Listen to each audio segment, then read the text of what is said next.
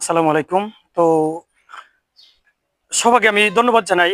গ্রাম বাংলা থেকে আমি শফিক আছি আপনার সাথে। তো আজকে আমরা যে জায়গায় বর্তমানে রয়েছি, আমাদের জালালাবাদ থানার সোনাতলা গ্রামে।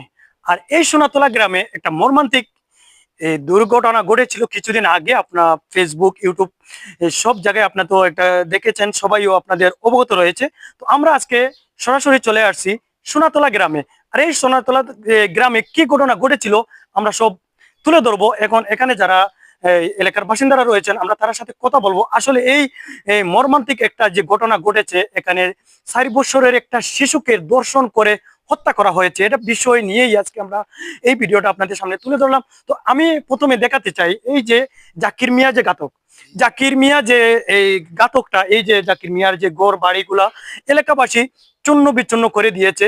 আমি সবার কাছে একটা অনুরোধ করব যে আসলে এরকম জাকির যেন, দ্বিতীয় জাকির যেন বাংলাদেশে না জন্ম নেয়। কারণ এরকম কিছু মানুষের জন্য আজকে আমাদের অনেক মায়ের কুল কালি হচ্ছে, অনেক বোন ইজ্জত হারা হচ্ছে, অনেক ছেলে, অনেক শিশু নির্যাতন হচ্ছে।